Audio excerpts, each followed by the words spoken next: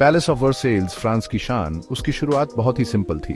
1623 में राजा लुई 13वां, जो कि शिकार के बहुत शौकीन थे, वो पेरिस के दरबार से दूर जाना चाहते थे। उन्होंने वर्सेल्स, एक शांत गांव, को अपने शिकार के लिए एक छोटा सा घर बनाने के लिए चुना। शुरुआत में यह घर बहुत ही सादा था, ईंट और पत्थर से बना हुआ। लुई 13वें को वर्सेल्स के शांत जंगलों में बहुत सुकून मिलता था। उन्होंने 1631 में इस घर को बड़ा करवाया और ज्यादा कमरे बनवाए और आसपास की जमीन भी खरीद ली। यही वो पहला कदम था जिसने एक साधारण से घर को राजसी घर में बदल दिया।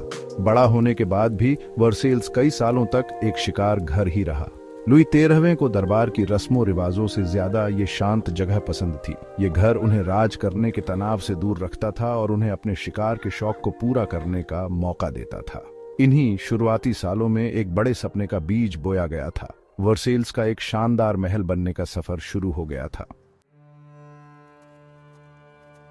लुई 14वां, जिन्हें सूर्य राजा भी कहते हैं, वो 1643 में राजगद्दी पर बैठे। उन्हें अपने पिता की तरह ही वर्सेल्स से प्यार था, लेकिन लुई 14वें के मन में इस जगह के लिए एक और भी बड़ा प्लान था। वो इसे अपनी ताकत और फ्रांस की शान का प्रतीक बनाना चाहते थे। 1661 में लुई 14वें ने इसे बढ़ाने का पहला काम शुरू किया।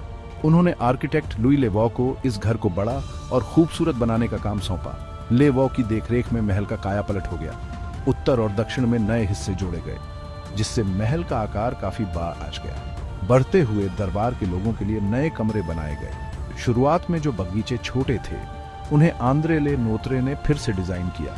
ले नोत्रे के नए डिजाइन ने उस जगह को फ्रेंच गार्डन का एक नायाब नमूना बना दिया। ये बगीचे अपने ज्यामितीय आकार, फव्वारों और मूर्तियों के साथ राजा के कुदरत पर नियंत्रण को दर्शाते थे। पैलेस ऑफ वर्सेल्स अपनी शानदार वास्तुकला के लिए मशहूर है। हर कमरा और दीवार शानो शौकत से भरा हुआ है। हॉल ऑफ मिरर्स, जो 1684 में बनकर तैयार हुआ, शायद सबसे खास जगह है। जूल्स हार्डॉइन मानसर्ट द्वारा डिजाइन किया गया। इसमें 17 शीशे वाले मेहराब हैं, जो बगीचों के सामने वाली 17 खिड़कियों को रिफ्लेक्ट करते हैं। रोशनी और जगह का ये खेल एक अद्भुत नजारा बनाता है, जो लुई 14वें की चमक और ताकत को दिखाता है। हॉल ऑफ मिरर्स के अलावा वर्सेल्स में और भी कई खजाने हैं।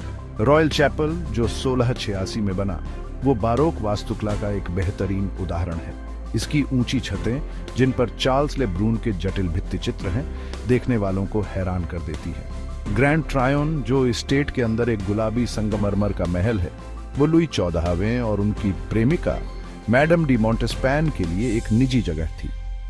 इसके आलीशान कमरे और शांत बगीचे दरबार के रस्मों रिवाजों से दूर एक सुकून की जगह देते थे। वर्सेल्स एक सदी से भी ज्यादा समय तक फ्रांस की सत्ता का केंद्र रहा।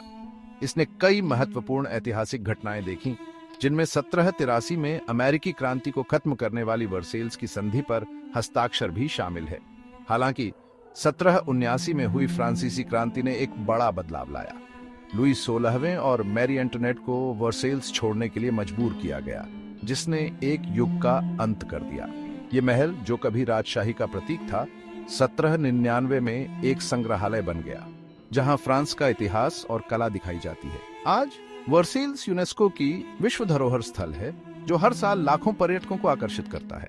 यह फ्रांस के समृद्ध इतिहास, वास्तुकला और कलात्मक विरासत की याद दिलाता है। महल का महत्व न केवल इसकी भव्यता में है, बल्कि बदलते समय और विचारों को दर्शाने में भी है। यह फ्रांस की सांस्कृतिक विरासत और दुनिया पर उसके प्रभाव का एक शक्तिशाली प्रतीक बना हुआ है।